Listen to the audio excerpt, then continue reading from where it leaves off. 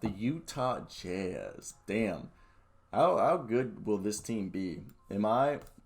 I feel like the Utah Jazz are going to change what people think about them. I don't think people are going to be expecting this new Utah Jazz because Quin Snyder's a guy who knows how to adapt, okay?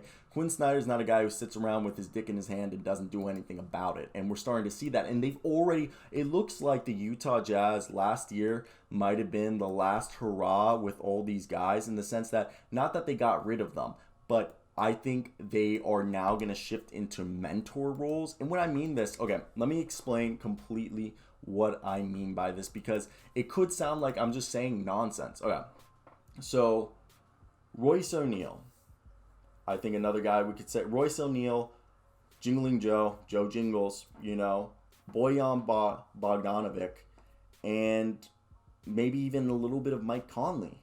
We could see their minutes or shot selections go down. And I think we're going to see, Royce O'Neal will be competing with Eric Paschall for some minutes at, the forward spot.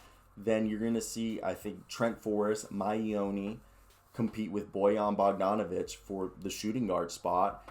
And I think Elijah Hughes could also push Joe Jingles for some minutes off of his spot. And I think Jared Butler is going to be the next Malcolm Brogdon, and I've been calling this. I saw him play in front of me twice, okay? Both times when he came to KU, my freshman and then my sophomore year. Sophomore year, I saw him better, closer up. And then I think even we're going to see, they brought in Hassan Whiteside, which I questioned this whole time, like your problem was perimeter D, why are you going to get Hassan Whiteside? But they brought Rudy Gay to be their small ball 5. And I still think even on lineups where at the end of the game, I think Udoka Azubuike is going to go out there and prove that I think he can switch on to power forwards, maybe even some wings, Udoka Azubuike. Maybe I'm biased because I go to KU. I'm sitting 5 minutes away from Allen Fieldhouse. But I really think we're going to see some Elijah Hughes, Udoka Azubuike, Jared Butler, maybe Trent Forrest, Miye Oni, and Eric Paschall. Look, Miye Oni, they spent, first off, Udoka Azubuike, Jared Butler, and Elijah Hughes were all draft picks, and so was Miye Oni, okay, for them. And I'm not 100% sure with Trent Forrest if he was a draft pick for them or not, but these are all young guys that I think they're showing that could be good. Look, I mean, they didn't have a great night shooting from three, but they attempted 52 threes, and I think this is something that this team is going to do, is going to be leading the NBA in three-point shots. And Jared Butler had 22 points, and he was just balling out. Udoka Azubuike had 14 rebounds, 1 steal. I really think Udoka is going to be the primary backup to Rudy Gobert. And in certain lineups, I think the center I think Hassan Whiteside could be traded or cut at some point.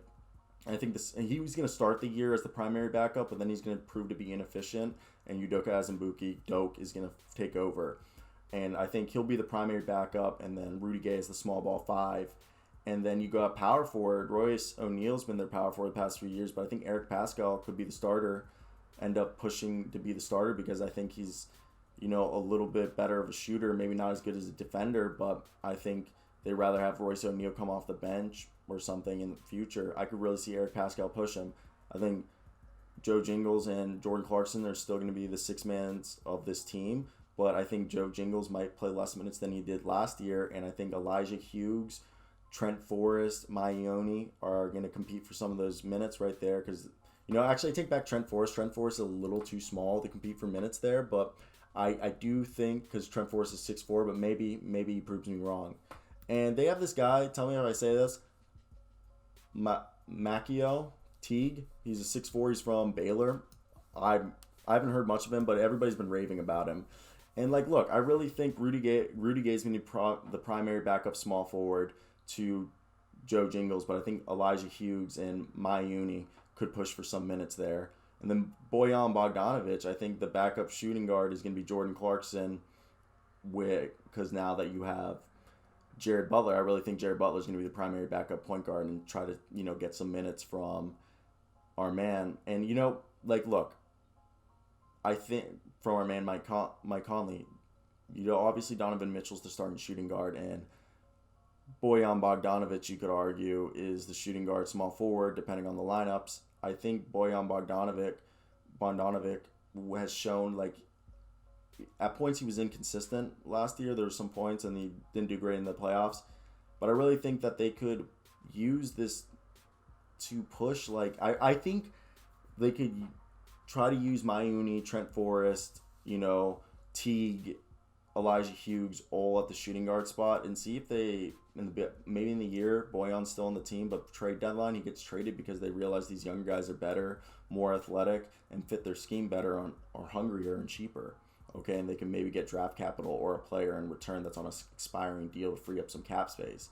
Then Mike Conley, I really think it's Jared Butler as the primary backup point guard with, Joe Ingles, Jingly Joe. And yeah, I think some guys that you don't be surprised that they get cut or won't get as many minutes is I really think Hassan Whiteside and, I think Joe Jingly Joe. I think Rudy Gobert will get some minutes stolen from, Azumbuki. I think Royce O'Neal will get some minutes stolen by Eric Paschall. I think Bojan Bogdanovic. There's going to be change, and I think it's going to be good because these younger players are going to be able to play faster, take up more shots, and it's going to be a culmination of good for this team. I think it's going to work out really well. So I want to hear your guys' thoughts. This is still a good playoff team. They might be a seed or two lower than they were and have a few less wins. They might be the 4th or 5th seed because they go younger, but I think it's going to be for the better.